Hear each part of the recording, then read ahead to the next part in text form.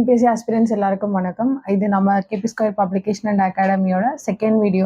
Study ரிலேட்டடாக நம்ம upload பண்ண போகிற செகண்ட் வீடியோ. அதாவது நம்மளோட ஃபர்ஸ்ட் வீடியோவில் எக்ஸாம்ஸ்க்கு எப்படி படிக்கணும், எப்படி ப்ரிப்பேர் பண்ணணும், எப்படி புக்ஸ் வாங்கணும், எப்படி ஒரு சிலபஸ் ஷெட்யூல் பண்ணி படிக்கணும் அப்படின்றத பற்றி நம்ம டிஸ்கஸ் பண்ணியிருந்தோம். இது நம்ம சேனலோட அதோட பார்ட்டோட செகண்ட் வீடியோ. ஸோ ஃபஸ்ட்டு என்ன அப்படின்னு பார்த்தோன்னா, நம்ம ஃபஸ்ட்டு என்ன டாபிக் சூஸ் பண்ணி போக போகிறோம் அப்படின்னு பார்த்தோன்னா, இந்தியன் நேஷனல் மூமெண்ட் தான். அதுக்கு முன்னாடி ஒரு ப்ரீ இன்ட்ரொடக்ஷனாக இந்த சப்ஜெக்ட் நம்ம பார்க்க போகிறோம். ஏன் அப்படின்னு கேட்டோம்னா, எக்ஸாம்ஸ்க்கு எப்போவுமே காம்படிட்டிவ் எக்ஸாம்ஸ்க்கு படிக்கும்போது நம்ம சப்ஜெக்டை அனலைஸ் பண்ணி புரிஞ்சு படிக்கணும். இதுதான் நம்ம சேனல், நம்மளோட டீமோட கான்செப்டும் அதுதான். சும்மா மனப்பாடம் பண்ணி படிக்கிறதுனால நமக்கு சுத்தமாக புரியாது சப்ஜெக்ட். அதே மாதிரி எந்த வீடியோ நீங்கள் ஓப்பன் பண்ணி பார்த்தாலும் ஃபர்ஸ்ட்லேருந்து லாஸ்ட் வரைக்கும் கட் பண்ணாமல் பாருங்கள், ஸ்கிப் பண்ணாமல் பாருங்கள். அப்போ தான் நம்ம வீடியோட கான்செப்ட் என்ன, அதை எப்படி ஈஸியாக அண்டர்ஸ்டாண்ட் பண்ணிக்க முடியும் அப்படின்றது புரியும். ரெண்டாவது விஷயம், நிறைய பேர் நம்ம சேனலை சப்ஸ்கிரைப் பண்ணாமல் பார்த்துட்ருக்கீங்க. அதனால கண்டிப்பாக நம்ம சேனலை சப்ஸ்கிரைப் பண்ணிட்டு பாருங்கள். அதே மாதிரி உங்களுக்கு ஏதாவது டவுட்ஸ் இருந்தது அப்படின்னா, வீடியோ பார்த்து முடிச்சதுக்கு அப்புறமா நீங்கள் கமெண்ட் பாக்ஸில் பின் பண்ணுங்கள். நாங்கள் கண்டிப்பாக அதோட ஆன்சரை கிளாரிஃபை பண்ணுறோம். இன்னொரு முக்கியமான விஷயம், உங்களோட ஃப்ரெண்ட்ஸ் நிறைய பேர் டிஎன்பிஎஸ்சி எக்ஸாமுக்கு ப்ரிப்பேர் பண்ணிட்டு இருப்பாங்க. அவங்களுக்கும் இந்த வீடியோஸை ஷேர் பண்ணுங்கள், லைக் பண்ணுங்கள். நம்ம இப்போ வீடியோக்குள்ளே போகலாம். ஃபஸ்ட்டு நம்ம என்ன பார்க்க போகிறோம் அப்படின்னா, இந்தியன் நேஷனல் மூமெண்ட்டை தான் ஸ்டார்ட் பண்ண போகிறோம். அதுக்கு முன்னாடி ப்ரீ இன்ட்ரடக்ஷன், அதாவது இந்த மாதிரியான தேசிய இயக்கங்கள் வளர்றதுக்கான காரணங்கள் என்ன அப்படின்றத கண்டிப்பாக நம்ம தெரிஞ்சுக்கணும். ஸோ ஃபர்ஸ்ட் என்ன அப்படின்னு பார்த்தோன்னா, இந்த இந்தியா அப்படின்ற ஒரு நாடு இதுக்கு முன்னாடி பாரத நாடாக நம்ம அறியப்பட்டிருக்கோம். நிறைய பேர்கள் வச்சு இந்த நாட்டை நிறைய பேர் ரூலிங் பண்ணியிருக்காங்க. ஸோ அப்படி இருக்கும்போது வெளிநாட்டினர் இந்தியாவுக்குள்ள வர ஆரம்பிக்கிறாங்க. யார் யாரு அப்படின்னு பார்த்தோன்னா, ஐரோப்பியர் வருகை அப்படின்ற ஒரு கான்செப்டுக்குள்ள போயிட்டோன்னா, போர்ச்சுகீசியர்கள், டச்சுக்காரர்கள், ஆங்கிலேயர்கள், டேனியர்கள், பிரெஞ்சுக்காரர்கள். இந்த ஆங்கிலேயர்கள் ஒன்ஸ் உள்ள வந்ததுக்கு அப்புறம் என்ன ஆகுது அப்படின்னு பார்த்தோன்னா, நிறைய போர்கள் நடக்குது. அது கர்நாடக போர், மைசூர் போர், பிளாசி போர், பக்சார் போர், மராத்திய போர். இதுக்கப்புறம் என்ன ஆகுது அப்படின்னு பார்த்தோன்னா, ஆளுநர்களை நியமிக்கிறாங்க. இந்த ஆளுநர்கள் ராபர்ட் கிளைவ்ல இருந்து மவுண்ட் பேட்டன் பிரபு வரைக்கும் நீண்டுக்கிட்டே போகுது. ஸோ இதுக்கும் இந்தியன் நேஷனல் மூமெண்ட்டுக்கும் என்ன சம்மந்தம் அப்படின்னு கேட்டிங்கன்னா, இந்தியாவை இந்தியர்கள் ஆட்சி செய்யும் போதே இங்கே நிறைய போராட்டங்கள், நிறைய தேசிய இயக்கங்கள், நிறைய காம்படிஷன்ஸ் அந்த மாதிரி இருக்கும்போது, ஒரு இந்திய நாட்டை வெளிநாட்டினர் ஆண்டுட்டு இருக்கும்போது, நம்ம என்னென்ன பிரச்சனைகள் சந்திச்சோம், அந்த பிரச்சனைகள்ல இருந்து வெளியில வர்றதுக்காக நம்ம இந்தியர்களால தொடங்கப்பட்டது தான் இந்த இந்திய தேசிய இயக்கங்கள். இதை ஏன் தொடங்குறாங்க அப்படின்னு பார்த்தீங்கன்னா, ஒரு வெளிநாட்டினர் ஆதிக்கம், ஒரு வெளிநாட்டினரோட காலனி ஆதிக்கத்துல இருந்து இந்தியாவை மீட்டெடுக்கணும். நமக்கான மொத்த பொருளையும், நமக்கான மொத்த ஆட்சியையும், நமக்கான மொத்த ரூல்ஸ் அண்ட் ரெகுலேஷன்ஸையும் இந்தியர்களாலே இந்தியர்களுக்காக எழுதப்படணும். ஒரு இந்திய மண்ணை இந்தியர்கள் தான் ஆட்சி செய்யணும் அப்படின்றதுக்காக இந்த தேசிய இயக்கங்கள்லாம் கொண்டு வரப்பட்டுச்சு. ஸோ அதுக்கான முதல் அடித்தளமா எது இருந்துச்சு அப்படின்னு பார்த்தோம்னா, இன்னைக்கு நம்மளோட வரலாற்றில் அறியப்படுற முதல் விஷயம் எது அப்படின்னு பார்த்தோம்னா, முதல் இந்திய சுதந்திர போர் தான். இந்த முதல் இந்திய சுதந்திர போரை நம்ம 1857 வருடத்தோட சிப்பாய் கழகம்னு சொல்லலாம். இந்த வீடியோல நான் உங்களுக்கு முக்கியமா சொல்ல வர விஷயம் என்னன்னா, நம்ம வீடியோல எக்ஸ்பிளனேஷன் அதிகமா இருக்க மாதிரி இருக்கும். நிறைய விஷயங்கள சொல்லியிருக்க மாதிரி, தேவையில்லாத விஷயங்கள் சொல்லியிருக்க மாதிரிலாம் இருக்கும். பட் அப்படிலாம் இல்ல. ஒரு சப்ஜெக்ட் நம்மளுக்கு நல்லா புரியணும் அப்படின்னா, அதோட டீப் அனாலிசிஸ் ரொம்ப முக்கியம். அந்த டீப் அனாலிசிஸ் தெரிஞ்சா, அடுத்தடுத்த டாபிக் நம்மளால ஈஸியா கவர் பண்ண முடியும். ஈஸியா புரிஞ்சுக்கவும் முடியும். அட் த சேம் டைம் நம்ம ஞாபகம் வச்சுக்கவும் முடியும். அதனால ரொம்ப எக்ஸ்பிளனேஷன் ஜாஸ்தியா இருக்கு அப்படின்றதுனால, நீங்க இந்த வீடியோவை கட் பண்ணாதீங்க. கட் பண்ணாம பாருங்க. கண்டிப்பா உங்களுக்கு யூஸ்ஃபுல்லா இருக்கும். நீங்க கேட்டு முடிச்சதுக்கப்புறம் நீங்களே கமெண்ட் பாக்ஸ்ல சொல்வீங்க. மேடம் எங்களுக்கு இந்த எக்ஸ்பிளனேஷன் ரொம்ப யூஸ்ஃபுல்லா இருந்தது அப்படின்னு சொல்வீங்க. ஸோ வீடியோவ கட் பண்ணாம பாருங்க. வாங்க வீடியோக்குள்ள முதல் இந்திய சுதந்திர போர். இது நம்ம இன்னொரு பேர்லயும் நம்ம சொல்லுவோம். என்னன்னு கேட்டோம்னா, 1857 ஆண்டோட பெருங்கலகனும் இது அறியப்படுது. இதுக்கு ஏன் வரலாற்றுல அவ்வளவு முக்கியத்துவம் அப்படின்னு பாத்தீங்கன்னா, இதுக்கு முன்னாடி வரைக்கும் இந்தியால ஒவ்வொரு மன்னர்கள் ஆட்சி செஞ்சிருக்காங்க. அது ப்ரீவேதிக் பீரியடா இருக்கட்டும், ஆஃப்டர் வேதிக் பீரியடா இருக்கட்டும், முன்வேத காலம், பின்வேத காலம். இதுல பொறுத்த வரைக்கும் ஒரு மன்னர் ஆட்சி செய்வாரு. அவருக்கு கீழே ஒரு படை இருக்கும். அந்த படை அந்த ரீஜன்ல இருந்து இன்னொரு ரீஜனுக்குள்ள போர் தொடுப்பாங்க. அவங்களுக்குள்ள வெற்றி வாகை சுடிப்பாங்க. இது இந்தியாவுல ஒரு ஸ்ட்ரக்சரஸ் பண்ணப்பட்ட ஒரு படைகள் மட்டும்தான் இருந்தது. ஆனா முதல் தடவையா நம்ம இந்த 1400ல இருந்து 1857 வரைக்கும் வெளிநாட்டினர் இந்தியாவை ஆதிக்கம் பண்ணும்போதும் ஆட்சி செய்த போது என்னன்னா, அவங்க கிட்ட இருந்து அவங்களோட படைபலம், அவங்களோட ராணுவ முறை எப்படி இருந்தது அப்படின்றத அப்சர்வ் பண்ணி நாம என்ன பண்றோம் அப்படின்னா, நமக்குள்ள ஒரு படையை திரட்டுறோம். ஸோ அதனால தான் வந்து இதை என்ன சொல்றோம் அப்படின்னா முதல் இந்திய சுதந்திர போர் அப்படின்னு சொல்லி நம்ம வரலாற்றுல அறியப்படுது. இன்னொரு முக்கியமான விஷயம் என்ன அப்படின்னு கேட்டோம்னா, இந்த புரட்சி நடக்கிறதுக்கு 2 விஷயங்கள் காரணமா இருந்தது. ஒண்ணு ஆங்கிலேயர்களுக்குள்ள நடந்த கலகங்களும், இன்னொன்னு நம்ம இந்தியர்களுக்குள்ள ஏற்பட்ட நிறைய சிக்கல்களும். இந்த சிக்கல் வந்து ஆங்கிலேயர்களால தான் நடந்ததுன்னு இந்தியர்களும், இந்தியர்கள்னால தான் இந்த பிரச்சனைகள் அதிகமாச்சுன்னு ஆங்கிலேயர்களும் புரிஞ்சு கொள்ளப்பட்டதுனாலயும் இந்த இந்த போர் வந்து நடந்திருக்கு. இன்னொரு முக்கியமான விஷயம், ரொம்ப முக்கியமான விஷயம் என்ன அப்படின்னா, 1600ல தொடங்கப்பட்ட இந்த ஈஸ்ட் இந்தியா கம்பெனியோட, அதாவது கிழக்கிந்திய கம்பெனியோட ஆதிக்கம் முடிவுக்கு வந்தது. அந்த ஆதிக்கம் முடிவுக்கு வந்ததுன்னா, அது ஒரேடியா முடிஞ்சிடல. இனிமே கிழக்கிந்திய கம்பெனி வந்து இந்தியர்கள வந்து நேரடியா ஆட்சி செய்ய முடியாது. அதுக்கு பதிலா விக்டோரியா மகாராணி என்ன பண்ணலாம், டைரக்ட்டா இந்த இந்தியா அப்படின்ற ஒரு ரீஜன ஆட்சி செய்யலாம் அப்படின்னு சொல்லி இந்த போர்னால முடிவுக்கு வந்தது. இது என்னவா நம்ம பார்க்கிறோம் அப்படின்னா, ஆங்கிலேயர்களுக்கும் இந்தியர்களுக்கும் இடையிலான ஒரு போரு, இந்தியர்களுக்கு முக்கியத்துவம் கொடுக்கப்பட்டதா இந்த போரோட முடிவு வந்து முடிஞ்சது. ஸோ அதுதான் இந்த போரோட முக்கிய தொடக்கம். ஸோ இப்போ இந்த போரோட முக்கியத்துவம் என்ன? இதுக்கான காரணங்கள் என்ன? அப்படின்றத பத்தி பார்க்கலாம். ஸோ முக்கியத்துவமா பார்க்கப்படுறது என்ன அப்படின்னா, ராணுவ வீரர்களுடன் ஆயுதமேந்திய படைகளும் இணைந்து நடந்த முதல் மாபெரும் புரட்சி. நான் முன்னாடி சொன்ன மாதிரி, இதுக்கு முன்னாடி நமக்கு தெரிஞ்ச ஆயுதங்கள்லாம் ஈட்டியா இருந்திருக்கலாம். கல்லு வச்சு நம்ம இதுக்கு முன்னாடி இந்த பீரங்கி குண்டுகளா இருக்கலாம். ஸோ இந்த மாதிரி தான் போர்கள் நடந்தது. முதல் தடவையா ஆங்கிலேயர்கள் இந்தியாவை ஆட்சி செய்யும் போது நம்ம அவங்க கிட்ட இருந்து அப்சர்வ் பண்ணிக்கிறோம். ஸோ ராணுவ வீரர்களுடன் ஆயுதமேந்திய படைகளும் இணைந்து நடந்த முதல் மாபெரும் புரட்சி. 2வது முக்கியத்துவமா என்ன பார்க்கணும் அப்படின்னா, இரு தரப்புகளும் தூண்டப்பட்டதால் முன் எப்போதும் இல்லாத அளவுக்கு கிளர்ச்சியில் வன்முறைகள் வெடித்தது. ஸோ இதுக்கு முன்னாடி ஆங்கிலேயர்கள் இந்தியர்களை வந்து எப்படி அடக்குமுறை படுத்தியிருந்தாங்கன்னா, யாரும் எதிர்த்து கேள்வி கேட்க முடியாது. அப்படி கேள்வி கேட்டுனா அவங்க நசுக்கப்படுவாங்க, ஒடுக்கப்படுவாங்க, இல்ல மரண தண்டனை விதிக்கப்படும். ஆனா இந்த புரட்சியில ஆங்கிலேயர்களால இந்தியர்களை எதுவும் பண்ண முடியாதுன்னு இல்ல, முன் எப்போதும் பண்ண முடிஞ்ச அளவு மாதிரி இந்த புரட்சிக்கு அப்புறம் இந்தியர்களை அவங்களால நசுக்கப்பட முடியல. 3வது விஷயம், கிழக்கிந்திய கம்பெனி முடிவுக்கு கொண்டு வந்ததுடன் இந்திய துணை கண்டத்தை நிர்வகிக்கும் பொறுப்பு ஆங்கிலேய மகாராணியின் நேரடி ஆட்சியின் கீழ் வந்தது. ஸோ அதுதான் இந்த விக்டோரியா பிரகடனம்னு சொல்லி சொல்லுவோம். விக்டோரியா மகாராணியோட பிரகடனம் சொல்லி நம்ம அறியப்படுறது இதுதான். என்ன அப்படின்னா, இந்தியா அப்படின்ற இந்த பகுதியை ஈஸ்ட் இந்தியா கம்பெனி டைரக்டா ஆட்சி செஞ்சுட்டு இருந்தாங்க. இந்த போரோட முடிவுல ஒரு ஒப்பந்தம் வருது. அந்த ஒப்பந்தம் என்ன அப்படின்னு பாத்தீங்கன்னா, இனி ஈஸ்ட் இந்தியா கம்பெனி உங்களை நேரடியா ஆட்சி செய்ய மாட்டாங்க. ஏன்னா ஈஸ்ட் இந்தியா கம்பெனியை ரூல் பண்றது யாரு?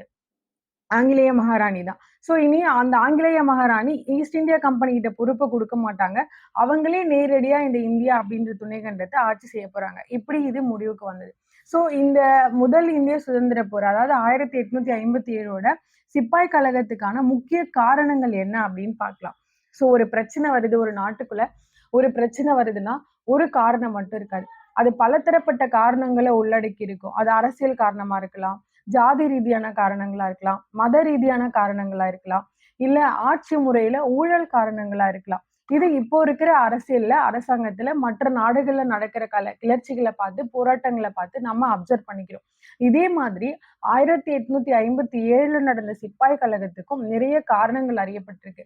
அது என்ன அப்படின்னு பாத்தீங்கன்னா, அரசியல் காரணம், சமூக சமய காரணம், பொருளாதார காரணம், ராணுவ காரணம், இந்த மாதிரி நிறைய காரணங்களா அறியப்பட்டுச்சு. அப்ப முதல்ல பாக்குற இந்த அரசியல் காரணம் அப்படின்னு என்னன்னு பாத்தீங்கன்னா, இந்தியா அப்படின்ற ஒரு நாட்டுல எந்த மாதிரியான மக்கள் அதிகமா வாழ்ந்தாங்க அப்படின்னு கேட்டீங்கன்னா, ஹிந்து அப்படின்ற ஒரு கான்செப்ட் தான் பாபரோட வருகைக்கு முன்னாடி வரைக்கும் இங்க இந்தியாவுல இந்த ஹிண்டஸ் அப்படின்ற இந்த இந்த பகுதியில ஹிந்துக்கள் மட்டும்தான் அறியப்பட்டாங்க.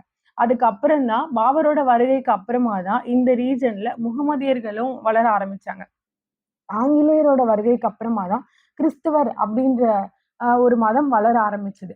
அப்போ முதல்ல யார் அறியப்படுறாங்க, இங்க எந்த மாதிரியான நம்பிக்கைகள்லாம் கடைபிடிக்கப்பட்டுச்சு அப்படின்னு பாத்தீங்கன்னா, முழுதாவே இந்த நம்பிக்கைகள் ஹிந்து அப்படின்ற ஒரு மத நம்பிக்கையை பொறுத்து தான் இந்த பகுதி இருந்தது. ஸோ அப்படி பார்க்கும்போது ஆங்கிலேயர்கள் அப்போ ஹிந்து அப்படின்ற ஒரு பகுதிக்கு சம்பந்தம் இல்லாத ஒரு மக்கள் இந்த நாட்டை ஆளும்போது நிறைய பிரச்சனைகள் வர ஆரம்பிச்சது. அது என்ன அப்படின்னு பாத்தீங்கன்னா, ஆங்கிலேயர்களோட நாடு பிடிக்கும் கொள்கை. அவங்களுக்கு தெரிஞ்சதெல்லாம் பொருளாதாரத்துல அவங்க முன்னாடி வரணும். அதே மாதிரி நிறைய பணம் ஈட்டணும். மத்த நாடுகள்ல இருக்கக்கூடிய முக்கியமான, அதாவது தங்கம், வைரம், கோவிலோட சொத்துக்கள் இதெல்லாம் சுரண்டணும். இது மட்டும்தான் ஆங்கிலேயர்களோட கொள்கை. அவங்களுக்கு ஒரு பகுதியை ஆட்சி செய்யணுன்ற எண்ணம் இல்ல. எந்த ஒரு இடத்துல ஆட்சி நேரடியா இருக்கும், நேர்மையா இருக்கும் அப்படின்னு கேட்டீங்கன்னா, ஒரு பகுதியில இந்துக்கள் அப்படின்ற இந்த ஒரு ஒரு பகுதியை எடுத்துக்கிட்டோம் அப்படின்னா, இந்த இந்து அப்படின்ற ஒரு துணைக்கண்டத்துல பலதரப்பட்ட மொழிகள் பேசக்கூடிய, பலதரப்பட்ட மதங்களை பேசக்கூடிய மக்கள் இருக்காங்க. ஆனா, இந்த மக்கள பற்றி முழுதா புரிந்து கொண்ட ஒருத்தரால மட்டும் தான், அதாவது இந்த ரீஜன சேர்ந்த ஒரு ஆளால மட்டும் தான் அந்த இடத்த ரூலிங் பண்ண முடியும். ஃபார் எக்ஸாம்பிள் ரொம்ப வருஷமா நம்ம தமிழ்நாட்டுல தமிழர்கள் தான் ஆட்சி செய்யணும் அப்படின்னு சொல்லி கேட்கிறோம். தமிழர்கள் ஆளணும். அப்பதான் தமிழர்கள பத்தி புரிஞ்சுக்க முடியும் அப்படின்ற ஒரு நம்பிக்கை இருக்கு இல்லையா? அந்த மாரி ஒரு பகுதியை, ஒரு மக்கள், ஒரு கூட்டத்த புரிஞ்சுகிட்ட ஒருத்தரால தான் ரூல் பண்ண முடியும். அப்போ வெளிநாட்டினர்கள் உள்ள வந்து நம்மள ஆட்சி பண்றாங்க அப்படின்னா, நமக்கான முக்கியத்துவங்கள் மறுக்கப்படும். அப்படிதான் முதல் காரணமும் இருக்கு. என்னன்னா, அவங்களோட காரணம் நம்மள ரூலிங் அப்படின்ற ஒரு கான்செப்ட்குள்ள டெமோக்ரசி அப்படின்றது இல்ல. ஃபெடரல் அப்படின்றது ஒண்ணு இல்ல. நீதி அப்படின்றது ஒண்ணு இல்ல. ஸோ அவங்களோட கான்செப்ட் என்னவா இருக்கு அப்படின்னு பார்த்தீங்கன்னா, நாடு பிடிக்கணும், நெறைய சம்பாதிக்கணும். அத வச்சு அவங்க வந்து ரொம்ப ஃப்ளெக்சிபிளா வாழணும். ஸோ இதுதான் அவங்களோட கான்செப்ட்டா இருக்கு. அதே மாரி துணைப்படை திட்டம் 1798ல கொண்டு வராங்க. இந்த துணைப்படை திட்டம் என்ன அப்படின்னு பார்த்தீங்கன்னா, இங்க அதாவது இந்தியா அப்படின்ற ஒரு இடத்துல இருந்தவங்களுக்கெல்லாம் கான்செப்ட் என்னன்னா, தன்னோட மனைவி, மக்கள், நம்ம நாடு அப்படின்னு பழகுனாங்க. இவங்கள கடல் கடந்து போய் போரிட சொல்றதோ, இல்ல மற்ற நாட்டுக்காக போரிட சொல்றதையோ இவங்க விரும்பல. ஏன்னா இவங்களுக்கு அத பத்தின விவரங்கள் தெரியாது. அதுவும் ஒரு காரணமா இருக்கு. இன்னொன்னு என்ன அப்படின்னு பார்த்தீங்கன்னா, வாரிசு இழப்பு கொள்கை. இத யார் அறிமுகப்படுத்துறாங்கன்னா, டல்ஹௌசி வந்து அறிமுகப்படுத்துறாரு. 1848ல. இந்த வாரிசு இழப்பு கொள்கை என்ன அப்படின்னு பார்த்தீங்கன்னா, ஒரு வீட்ல ஆண்களுக்கு மட்டும் தான் முக்கியத்துவம் இருந்தது. அதாவது அந்த காலத்த 1947க்கு முன்னாடி வரைக்கும் வாரிசு அப்படின்னு பார்த்தா ஒரு குடும்பத்துக்கு ஆண்கள் மட்டும் தான். ஸோ அந்த குடும்பத்தோட பிரதான ஆண் இறந்து போயிட்டாலோ, இல்ல ஆண் குழந்தை இல்லாத ஒரு சொத்தா இருந்ததுனாலோ, அந்த குடும்பத்துல எத்தன பெண் குழந்தைகள் வேணும்னாலும் இருக்கலாம். இல்ல அந்த கணவருக்கு அப்புறம் மனைவிகள் இருக்கலாம். இல்ல அந்த கணவர் வீட்ல அந்த கணவரோட அண்ணன், தம்பிகள் இருக்கலாம். ஸோ இதெல்லாம் அவங்க கன்சிடர் பண்ண மாட்டாங்க. ஆண் வாரிசு இல்லாத குடும்ப சொத்து அவங்களுக்கு அப்புறமா அத அரசாங்கம் எடுத்துக்கும். இதுதான் இந்த வாரிசு இழப்பு கொள்கை. இது அறிமுகப்படுத்தினது என்னன்னா, இந்த ரீஜன்ல இருக்கவங்களுக்கு புடிக்கல. அதே மாதிரி 2ஆம் பாஜிராவின் வளர்ப்பு மகன் நானா சாஹிப்புக்கு ஓய்வூதியம் மறுக்கப்பட்டது. ஸோ ஆங்கிலேயர்கள் முதல்ல உள்ள வந்ததும் என்ன பண்றாங்க அப்படின்னா, ஃபர்ஸ்ட் காம்ப்ரமைஸ் பண்ண ஆரம்பிக்கிறாங்க. அந்த காம்ப்ரமைஸ்க்கு ஒரு காம்பன்சேஷன் குடுக்க ஆரம்பிக்கிறாங்க. அது என்ன சிஸ்டம் அப்படின்னு பார்த்தீங்கன்னா, யாரெல்லாம் முக்கிய தலைவர்களா இருந்தாங்களோ, அவங்கலாம் மிரட்டப்படுறாங்க, ஒடுக்கப்படுறாங்க. நீங்க இந்த வேலைய பண்ணாதீங்க. உங்களுக்கு உங்களோட அரசாங்கம் குடுக்குற அந்த தொகைய விட நாங்க உங்களுக்கு ஒரு தொகைய குடுக்குறோம். அந்த தொகைய நீங்க வச்சுக்கிட்டு யாருக்கும் இந்த போராட்டத்துக்கு உதவி பண்ணாதீங்க. அரசியல் ஆலோசகரா இருக்காதீங்க அப்படின்னு முக்கியமான எவ்ளோ பேர் வந்து மிரட்டப்படுறாங்க. அப்படி மிரட்டப்பட்டு ஒத்துக்க வைக்கப்பட்டவங்களுக்கு ஓய்வூதிய தொகைன்னு ஒண்ணு குடுக்குறாங்க. அது அரசியல்ல இருந்து ஓய்வு பெறவங்களா இருக்கலாம். இல்ல ஆங்கிலேய அரச எதிர்த்து கேள்வி கேட்டவங்களா இருக்கலாம். ஒரு படைய திரட்டி போருக்காக வந்து நெறைய ஐடியாக்கள குடுத்தவங்களா இருக்கலாம். இவங்கலாம் மிரட்டப்படும்போது அவங்களுக்கு காம்பன்சேஷனா ஒண்ணு குடுக்குறாங்க. ஸோ இந்த மாதிரி வந்து என்ன அப்டின்னா, 2ஆம் பாஜிராவ் வளர்ப்பு மகன் நானா சாஹிப்புக்கு ஓய்வூதியமும் மறுக்கப்படுது. ஸோ முகலாய பேரரசர் 2ஆம் பகதூர் ஷா அவமதிக்கப்படுறார். ஸோ யாரா இருந்தாலும் ஒரு பேரரசர், ஒரு அரசாங்கம், ஒரு ரீஜன் எடுத்துட்டு இருக்க ஒருத்தர் 4 பேர் முன்னாடி அவமதிக்கப்பட்டா கண்டிப்பா அந்த மக்களுக்கு புடிக்காது. ஸோ இதுவும் ஒரு காரணமா அரசியல் காரணமா பார்க்கப்படுது. நெக்ஸ்ட் என்ன அப்டின்னு கேட்டீங்கன்னா, சமூக, சமய காரணங்கள். இந்த சமூக, சமய காரணங்கள் பொறுத்தவரைக்கும், இது 1400ஆ இருக்கலாம், 1600வது வருஷமா இருக்கலாம். அதாவது 16வது நூற்றாண்டா இருக்கலாம், 17வது நூற்றாண்டா இருக்கலாம். இப்ப இருக்கிற 21 செஞ்சுரியா இருக்கலாம். இன் ஃபியூச்சர்ல 22nd செஞ்சுரியா இருக்கலாம். சமூக, சமய காரணம் அப்படின்றது ஒரு பிக்கஸ்ட் ரிவால்ட்டுக்கு வந்து எப்பவுமே தொடக்க புள்ளியா இருக்கும். ஏன் அப்படின்னு கேட்டீங்கன்னா, இப்போ ஒருத்தர் ஹிந்துவா இருக்கலாம், ஒருத்தர் கிறிஸ்டியனா இருக்கலாம், ஒருத்தர் முஸ்லீமா இருக்கலாம். அவங்களோட சமய நம்பிக்கைகள், மத நம்பிக்கைகள் அவமதிக்கப்படும்போது, அதுக்கு மரியாதை கொடுக்காத போது, அந்த இடத்துல கட்டாயம் ஒரு கிளர்ச்சி வரும். அதே மாரி தான் ஒரு சமய நம்பிக்கையில தலையிடும்போதும், அது வந்து சமயத்திற்கு எதிரான கொள்கையா, ஒரு மதத்திற்கு எதிரான கொள்கையா பார்க்கப்படும். ஸோ என்ன அப்படின்னு பார்த்தீங்கன்னா, சமய நம்பிக்கைகள்ல முதல் காரணம் இனப்பாகுபாடு. ஸோ ஆங்கிலேயர்களை பொறுத்தவரைக்கும் எல்லாரும் ஒரே மாதிரி வெள்ளைக்காரங்களா தான் இருப்பாங்க. இந்தியர்கள் அப்படின்ற ஒரு கண்ட்ரி பார்த்தீங்கன்னா, இங்க வந்து மழையும் இருக்கும், வெயிலும் இருக்கும், பனியும் இருக்கும். ஸோ கலந்த ஒரு காலநிலை மாற்றம் தான் இங்க இருக்கும். அந்த காலநிலைகளுக்கு ஏற்ப நம்மளோட மெலனின், நம்மளோட ஹெல்த், நம்மளோட ஜெனடிக் ஏற்ப நம்மளோட கலர் வந்து வேரியஸ் ஆகும். அது வெள்ளை, கருப்பு, டார்க் பிளாக் இந்த மாரி. ஸோ ஆங்கிலேயர்களுக்கு என்ன அப்படின்னா, நம்மளோட இந்த ஆடை அணிஞ்ச முறை, நம்ம வந்து பேசுற முறை, நம்மளோட சாப்பாட்டு முறை, நம்மளோட கலர் இதெல்லாம் வந்து அவங்களுக்கு புடிக்கல. நம்மகிட்ட இருந்து ஒரு டிஃபரெண்ட் வேஸ் வந்து அவங்க என்ன பண்றாங்கன்னா, மெயின்டெயின் பண்றாங்க. அதே மாரி சதி என்னும் உடன்கட்டை ஏறுதல் வந்து வரலாற்றுல ஒரு மிகப்பெரிய திருப்பம். அத வந்து நம்ம ஒழிச்சது வந்து. ஏன் அப்படின்னு கேட்டோம்னா, ஒரு கணவனை இழந்த ஒரு பெண் வந்து அதுக்கு மேல வாழ விரும்பாம, முதல்ல தானா தான் இந்த உடன்கட்டை ஏறும் பழக்கத்த பழக்கப்படுத்திக்கிட்டாங்க. ஆனா காலப்போக்குல என்ன ஆச்சு அப்படின்னா, ஒரு குறிப்பிட்ட கம்யூனிட்டி, ஒரு குறிப்பிட்ட ரீஜன சேர்ந்த மக்கள் மட்டும் என்ன ஆரம்பிச்சாங்கன்னா, ரொம்ப கம்பல் பண்ணி வந்து அத என்ன பண்ணாங்க அப்படின்னா, பெண்கள வந்து கணவனை இழந்த பெண்கள உடனே அத பண்ண வச்சாங்க. அதாவது கணவன் சிதையில எரிஞ்சுட்டு இருப்பாரு. அந்த எரிஞ்சிட்டு இருக்க தீயில போயிட்டு இவங்களும் விழுந்து அவங்களோட உயிர மாச்சுக்கணும். ஸோ ஆங்கிலேயர்களோட ஆட்சி இந்தியாவுல வந்துட்டு நெறைய சுரண்டல்கள் இருந்தாலும், இன பாகுபாடுகள் இருந்தாலும், கிளர்ச்சிகள கொடுத்திருந்தாலும், நம்மள வறுமை கோட்டுக்கு கீழவே வச்சிருந்தாலும், நமக்குள்ள நிறைய சீர்திருத்தங்களையும், வளர்ச்சிகளையும் அடையறதுக்கு ஒரு வழியையும் அவங்க காமிச்சிருக்காங்க. ஸோ இத என்ன பண்றாங்கன்னா, அத ஒழிக்கணும். இந்த சதி எனும் உடன்கட்டை ஏறுதல் பழக்கம் இருக்கக்கூடாது. அப்படின்னு அவங்க ஒரு ஆர்டர் குடுக்குறாங்க. அதே மாரி பெண் சிசுக்கொலை வந்து தடுக்கப்படுது. இந்தியா பொறுத்த மட்டும் பரவலா ஃபாலோ பண்ண இன்னொரு விஷயம் என்ன அப்படின்னு கேட்டீங்கன்னா, பெண் சிசுக்கொலை. என்ன அப்படின்னு கேட்டீங்கன்னா, ஒரு குடும்பத்துல வந்து ஒரு பெண் குழந்தை தான் இருக்கணும். இல்ல பெண் குழந்தையே விரும்பாத குடும்பங்களும் இருந்தது. அவங்கலாம் என்ன பண்ணுவாங்க அப்படின்னா, குழந்தை பிறந்ததுக்கு அப்புறமா அந்த குழந்தைய வந்துட்டு கொலை பண்ற வழக்கத்த வச்சிருந்தாங்க. அதுக்கப்புறம் வந்து விதவை மறுமணம் சட்டப்பூர்வமானது. இந்த விதவை மறுமணம் அப்படின்றது என்ன அப்படின்னு பார்த்தீங்கன்னா, இந்திய இந்து லாஸ் பொறுத்தவரைக்கும், நம்மளோட மனு சாஸ்திராஸ் பொறுத்தவரைக்கும் என்ன அப்படின்னா, ஒவ்வொரு மதத்துக்கும் ஒரு மாதிரியான திருமண கோட்பாடுகள் இருக்கு. அதுல ஹிந்து பொறுத்தவரைக்கும் என்னன்னா, ஒருவனுக்கு ஒருத்தி மட்டும் தான் கான்செப்ட். அந்த ஒருவனுக்கு ஒருத்தி அப்படின்ற கான்செப்ட் என்ன அப்படின்னு பார்த்தோம்னா, ஒருத்தருக்கு மேரேஜ் ஆயிடுச்சு. அவங்க பிரிஞ்சிருக்கலாம். இல்ல கணவனை இழந்திருக்கலாம். இது பெண்களுக்கு மட்டும் தான் சொல்லப்பட்டிருக்கு. ஆண்களுக்கு சொல்லப்படல. சோ கணவனை இழந்திருக்கலாம். இல்ல கணவனை விட்டு பிரிஞ்சிருந்திருக்கலாம். அவங்களுக்கு மறுமணம் செய்யறதுக்கு வந்து தடை செய்யப்பட்டிருந்தது. இதே முகமதியன் மேரேஜ் எடுத்துக்கிட்டீங்க அப்படின்னா வந்து ஒரு கான்ட்ராக்சுவல் ரிலேஷன்ஷிப். அது வந்து ஒரு திருமண ஒப்பந்தம் தான். சோ அவங்களுக்கு புரியல பிரிஞ்சுட்டாங்க அப்படின்னா, குலா முறையில அவங்க விவாகரத்து பண்ணிட்டு பெண்கள் வந்து வேற திருமணம் பண்ணிக்கலாம். ஆண்கள் வந்து தலாக் முறையில விவாகரத்து பண்ணிட்டு வேற திருமணம் பண்ணிக்கலாம். இது வந்து அந்த மதம் வந்து அங்கீகரிச்சது. அந்த மதத்துல அதுக்கான வழிமுறைகளை ஏற்படுத்தி குடுத்திருந்தாங்க. ஆனா இந்து மதத்துல அதுக்கான வழிமுறைகளை ஏற்படுத்தி குடுக்கல. 7 தடவ வந்து அக்னி குண்டத்த வலம் வந்து ஒரு திருமணம் நடைபெற்றுச்சுன்னா, அந்த திருமணம் சொர்க்கத்தில் அங்கீகரிக்கப்பட்டது. சோ பெண்களுக்கு 2வது திருமணம், அதாவது கணவனை இழந்த பெண்களாவும் இருக்கலாம். கணவனால் விவாகரத்து செய்யப்பட்ட விவாகரத்து அப்படின்ற ஒரு ஆப்ஷன் இந்து மதத்துல அப்போதைக்கு கிடையாது. கணவனால் கைவிடப்பட்ட பெண்ணாகவும் இருக்கலாம். அவங்களுக்கு மறுமணத்திற்கு அங்கீகாரம் குடுக்கல. சோ இத வந்து ஆங்கிலேயர்கள் வந்து அறிமுகப்படுத்துறாங்க. இன்னொன்னு என்ன அப்படின்னு கேட்டீங்கன்னா, கோயில், மசூதி நிலங்களுக்கு வரி விதிக்கப்பட்டது. சோ நம்ம இந்துக்கள் மகாராஜாக்கள், அது தமிழ்நாட்டிலயா இருக்கலாம், ஆந்திரா, கர்நாடகா, கேரளா. அப்ப கேரளான்றது ஒண்ணு கிடையாது. அதுக்கப்புறமா தான் கேரளா அப்படின்ற ஒரு மாநிலத்த நம்ம கொண்டுட்டு வரோம்.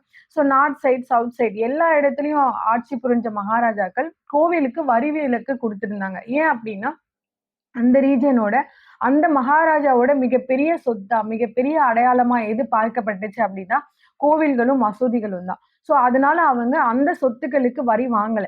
ஆனா ஆங்கிலேயர்கள் ஆட்சி இங்க வந்ததுக்கு அப்புறமா, அவங்களோட தலையீடு அதிகமானதுக்கு அப்புறமா என்ன பண்றாங்க அப்படின்னா, கோயில்களுக்கு, மசூதிகளுக்கெல்லாம் என்ன பண்றாங்க?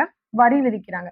சோ இதுவும் என்ன அப்படின்னு பார்த்தீங்கன்னா, நம்மளோட சமய, மத நம்பிக்கைகளுக்கு எதிரான விஷயங்கள்ல கோபப்படுத்தக்கூடிய ஒரு மிகப்பெரிய விஷயமா நம்ம இந்துக்களால பார்க்கப்பட்டுச்சு. முகமதியர்களால பார்க்கப்பட்டுச்சு. அதே மாரி இந்த இந்தியான்ற ஒரு ஒரு நிலப்பரப்புல ஹிந்துக்களும், முகமதியர்களும் இருந்தாங்களே தவிர, கிறிஸ்தவர்கள் ஆங்கிலேயர்கள் வருகைகளுக்கு வெளிநாட்டினர் மற்றும் ஆங்கிலேயர்களோட வருகைக்கு அப்புறமா தான் கிறிஸ்தவ மதம் அறிமுகப்படுத்தப்பட்டது. சோ கிறிஸ்தவ மத பிரச்சாரம் இங்க அதிகமா மேற்கொள்ளப்பட்ட செயல்பாடுகளும் என்னன்னா, ஆங்கிலேயர்களுக்கு எதிரான நிலைப்பாடுகள அதிகமானதுக்கு ஒரு காரணமாக்கப்பட்டுச்சு. இன்னொரு முக்கியமான விஷயம் என்ன அப்படின்னு கேட்டா, ஒரு டெமோக்ராட்டிக் கண்ட்ரி அப்படின்னா, ஒரு குறிப்பிட்ட மதத்த மட்டும் அவங்க என்ன பண்ணக்கூடாதுன்னா, என்கரேஜ் பண்ணக்கூடாது. 3 மதங்கள் 3 அல்லது 300 மதங்கள் ஒரு நாட்டுல வந்து பின்பற்றினா கூட, அந்த 300 மதங்களுக்கும் ஈக்குவலான ரைட்ஸ் தான் வந்து குடுக்கணும்.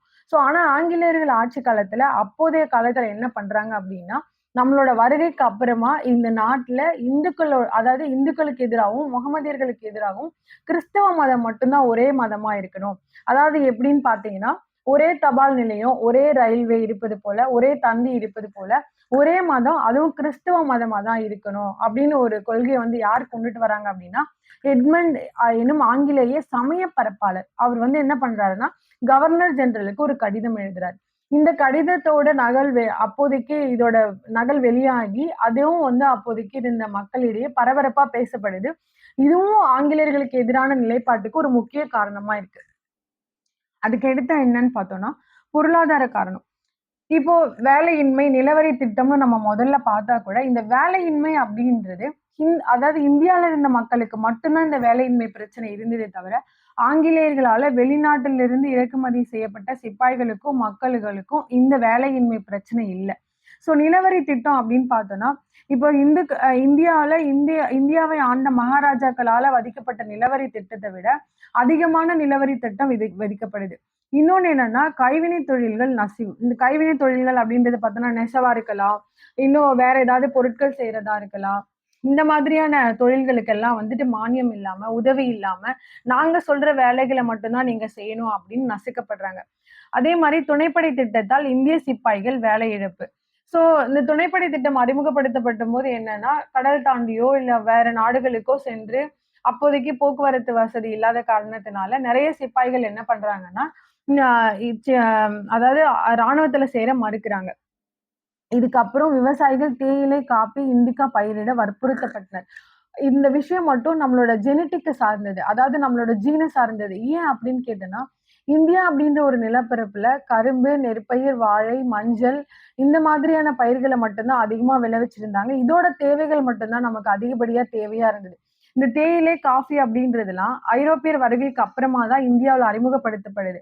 அதே மாரி இந்த மண் எப்படி நம்மளோட ஜீன், நம்மளோட ஒரு ஃபேமிலி, நம்மளோட டிஎன்ஏ எப்படி எங்க அப்பாவோட டிஎன்ஏ, எங்க தாத்தாவோட டிஎன்ஏ, என்னோட டிஎன்ஏ எப்படி ஒரே மாதிரி இருக்குமோ, அதே மாரி தான் நம்மளோட நம்மளோட நிலப்பரப்பும்.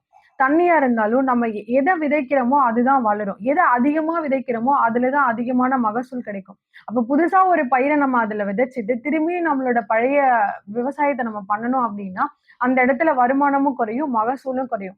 ஸோ இதெல்லாம் தெரிஞ்சதுனால விவசாயிகள் என்ன பண்றாங்க அப்டின்னா, தேயிலை, காஃபி, இண்டிகோலாம் நாங்க பயிரிட மாட்டோம்ன்னு சொல்றாங்க. அதுக்கான முக்கிய காரணம் என்னன்னா, தேயிலை ஒரு தடவ பயிரிட்டுட்டோம் அப்டின்னா, அதுதான் தொடர்ந்து பயிரிட முடியும். இந்தியால இருக்கிற மக்களுக்கு அதிகப்படியா தேயிலையோட பயன்பாட பத்தி தெரியாது. அது வந்து என்னன்னா, வெளிநாடுகளுக்கு தான் அப்போதைக்கு இருந்த சூழ்நிலையில ஏற்றுமதி பண்ண முடியும். அத எப்படி ஏற்றுமதி பண்ண முடியும்? அதுல நம்மளுக்கு என்ன வருமானம் கிடைக்கும்? இந்த மாதிரியான எந்த ஒரு அனுபவமும், முன் அனுபவமும் அவங்களுக்கு இல்ல. ஸோ அதனால என்ன பண்றாங்க அப்டின்னா, இத பயிரிடுறதுக்கு வற்புறுத்தப்பட்டதுனால, இதுவும் ஒரு எதிரான காரணங்களா திரும்புது.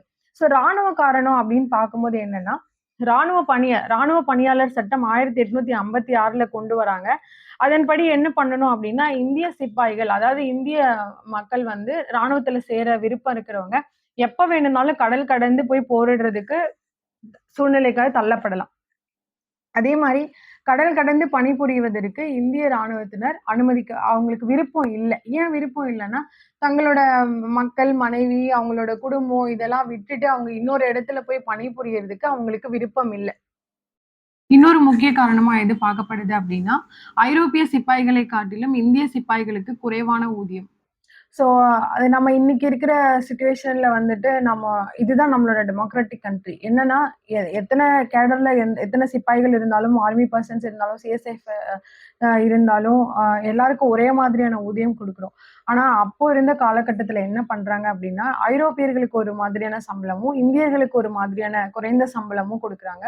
இன்னொரு முக்கியமான விஷயம், நான் ஏற்கனவே சொல்லியிருந்தேன். சமய நம்பிக்கைகள், மத நம்பிக்கைகள் அப்படின்றது இந்தியர்கள் கிட்ட இருந்து பிரிக்க முடியாத ஒரு விஷயம். இந்த காலத்துல நம்ம வந்து சமூக நீதி, அ சமூக மாற்றம், மறுமலர்ச்சி அந்த மாதிரி நெறைய விஷயங்கள் இந்த காலத்துல நம்ம பார்த்தாலும், நெறைய விஷயங்கள் நம்ம மாத்திக்கிட்டு இருந்தாலும், அந்த காலத்துல இதெல்லாம் வந்து இந்துக்களுக்கும், முஸ்லிம்களுக்கும், சீக்கியர்களுக்கும் புதுமையான விஷயங்கள். என்ன அப்படின்னு கேட்டோம்னா, சீக்கியர்கள் வந்துட்டு ஆர்மில இருக்கணும் அப்டின்னா, தாடி, மீசை இதெல்லாம் வச்சிருக்க கூடாது. அவங்களுக்குன்னு தனியான ஒரு முடி சித்திரத்த தான் மேற்கொள்ளணும். ஆ இது ஆர்மியோட ரூல். ஆனா, அப்போ இருந்த சீக்கியர்களுக்கு தாடி, மீசை எடுத்துக்கிறதுக்கு விருப்பம் இல்ல. ஏன்னா, அவங்களோட சமய நம்பிக்கை வந்து தாடி, மீசை எல்லாம் எடுக்கக்கூடாது. அ இது வந்து அவங்கள தாடி, மீசைலாம் நீங்க கட்டாயம் எடுக்கணும். கட்டாயம் எடுத்துட்டு தான் ஆர்மில சேரணும். சில பேர் ஆர்மில வற்புறுத்தி சேர்க்கப்பட்டாங்க. சில பேர் எவ்ளோ நான் ரெக்வெஸ்ட் பண்ணாலும் ஆர்மில வந்து சேர்றதுக்கான வாய்ப்புகள் வழங்கப்படவில்லை. ஸோ சமய நம்பிக்கைகள்ல கை வச்சதும் ஒரு காரணமா பார்க்கப்படுது. இன்னொரு முக்கியமான விஷயம் என்ன அப்படின்னு கேட்டீங்கன்னா, முகமதியர்களுக்கு வந்து அந்த பன்றி அப்படின்ற ஒரு விலங்கினம் இருக்கு இல்லையா? அதோட மாமிசத்த வந்து சாப்பிடுறதுக்கு அவங்களோட புனித குரான்ல வந்து தடை செய்யப்பட்டிருக்கு. அவங்க அந்த இறைச்சிகள எடுத்துக்க கூடாது.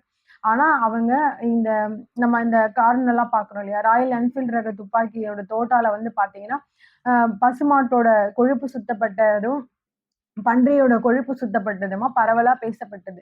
ஸோ அதெல்லாம் வந்து எடுக்கிறதுக்கு என்னன்னா, அத வாயால கடிச்சு தான் வந்து என்ன பண்ண முடியும் அப்டின்னா, அந்த பாம் எல்லாம் வந்து போட முடியும். அத யூஸ் பண்ண முடியும். ஸோ இதுல வந்து இந்துக்களுக்கு எதிர்ப்பான ஒரு விஷயமா இருக்கு. ஏன்னா, இந்துக்கள் வந்து பசுமாட்ட வந்து புனிதமான ஒரு தெய்வமா பார்க்குறவங்க. முகமதியர்களுக்கு வந்து பன்றி சாப்பிடவும், பன்றியோட இறைச்சிய எடுத்துக்கொள்ளவும், பன்றியோட கொழுப்ப உபயோகப்படுத்தவும் அவங்களோட புனித குரான்ல தடை செய்யப்பட்டிருந்தது.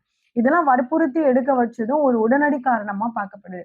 ஸோ நீங்க பார்த்தீங்கன்னா தெரியும். ராயல் என்ஃபீல்ட் ரக துப்பாக்கியின் தோட்டாக்கள் மேல் வந்து பசுவோட, பன்றியோட கொழுப்பு தடவப்பட்டிருந்ததா வதந்தி பரவுது.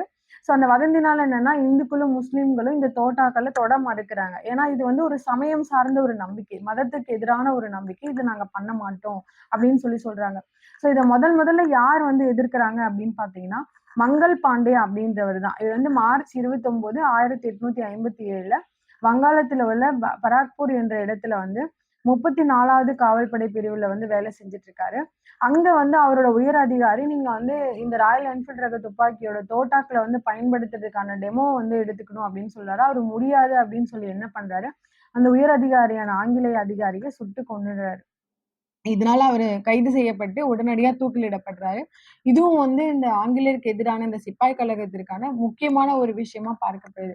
அதே மாரி ஏப்ரல் 24, 1857ல மீரட்ல வந்து 90 படை வீரர்கள் வந்து புதிய துப்பாக்கிய நாங்க ஏற்க மாட்டோம். புதிய துப்பாக்கிய ஏற்க மாட்டோம் அப்படின்னு சொல்லி என்ன பண்றாங்க அப்படின்னா, கைது செய்யப்படுறாங்க. இவங்களுக்கு ஆதரவா தான் வந்து பார்த்தீங்கன்னா, மீரட் புரட்சியோட தொடக்கம் கிபி 1857 மே 9ல ஸ்டார்ட் ஆகுது. ஸோ இந்த சிப்பாய் கழகத்த பத்தி நம்ம ஏன் வந்து ஒரு ப்ரீவியஸ் இன்ட்ரோடக்ஷனா பார்க்குறோம் அப்டின்னா, எங்க ஒரு இடத்துல நம்ம ஒடுக்கப்படுறோமோ, எந்த ஒரு இடத்துல நம்ம நசுக்கப்படுறோமோ, அந்த இடத்துல தான் நமக்கான உரிமையும், நமக்கான அரசியலமைப்பு அரசியலமைப்புல இருக்கிற உரிமைக்காக நம்ம போராடுவோம். ஆனா அந்த காலகட்டத்துல அரசியலமைப்பு அப்டின்ற ஒரு விஷயமே நம்ம இந்தியர்களுக்கு தெரியாது.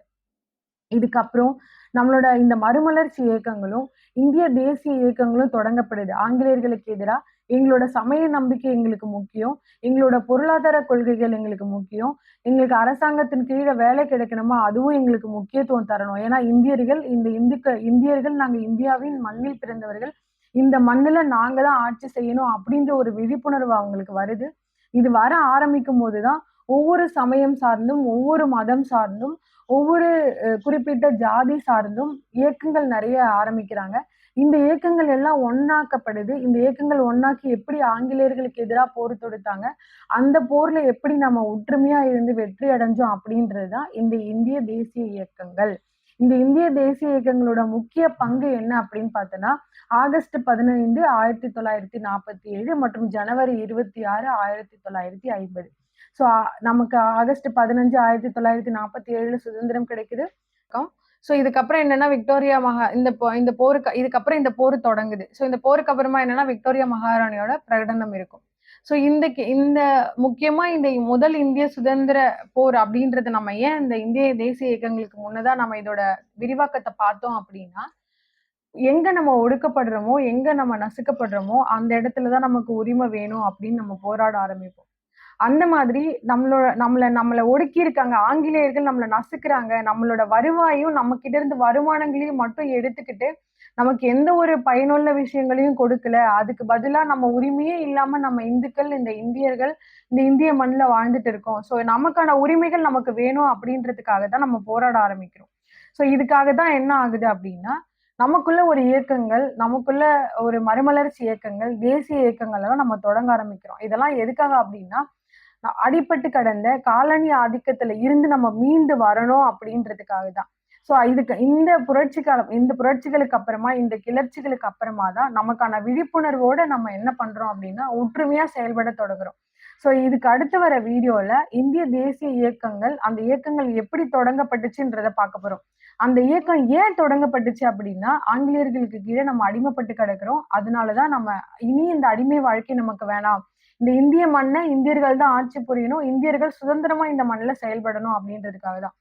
இதுவரைக்கும் இந்த வீடியோவை கட் பண்ணாம பார்த்துருப்பீங்கன்னு நம்புறோம். அதே மாரி எந்த வீடியோ பார்த்தாலும் முழுசா பாருங்க. இந்த வீடியோல உங்களுக்கு நெறைய எக்ஸ்ப்ளனேஷன் இருக்க மாரி தெரியும். ஆனா இந்த எக்ஸ்ப்ளனேஷன் இந்த ஸ்டோரி வைஸ் மெத்தட் தான் உங்களுக்கு வந்து போர் அடிக்காம சீக்கிரம் இந்த டாபிக் மறக்காம இருக்கிறதுக்கு ஹெல்ப் பண்ணும். அதே மாதிரி நம்ம ஒரு காம்படிட்டிவ் எக்ஸாமுக்கு ஒன் வேர்ட் டைப்ல தான் ப்ரிலிம்ஸ் நம்ம எக்ஸாம் எழுத போறோம் அப்படின்றதுக்காக ஒன் வேர்ட் டைப்ல வெறும் ஒன் வேர்ட்ஸை மட்டுமே படிக்கக்கூடாது. ஒன் வேர்ட் டைப்ல படிக்கணும். அதுக்கு எப்படி படிக்கணும் அப்படின்னா புரிஞ்சு படிக்கணும். உங்களுக்கு இதுக்கான காரணங்கள் புரிஞ்சாதான் உள்ள இருக்கிற கண்டென்ட் புரியும். அதாவது உள்ள இருக்கிற குறிப்புகள், உள்ள இருக்கிற நோட்ஸ், இதோட இம்பார்ட்டன்ஸ் என்ன, முக்கியத்துவம் என்ன அப்படின்றதெல்லாம் புரியும். அதுக்காக தான் உங்களுக்கு நாங்க இதை டீப்பா எக்ஸ்பிளைன் பண்ணியிருக்கோம். இதை கட் பண்ணாம பாருங்க. உங்களுக்கு ஏதாவது சஜஷன்ஸ் இருந்தாலும் கமெண்ட் பாக்ஸ்ல சொல்லுங்க. அதே மாதிரி உங்களுக்கு டவுட்ஸ் இருந்தாலும் கமெண்ட் பாக்ஸ்ல சொல்லுங்க. நாங்க கிளாரிஃபை பண்றோம். நம்ம வீடியோவை சப்ஸ்கிரைப் பண்ணுங்க. நம்ம சேனலை சப்ஸ்கிரைப் பண்ணுங்க. நம்ம வீடியோவை ஷேர் பண்ணுங்க, லைக் பண்ணுங்க. Thank you.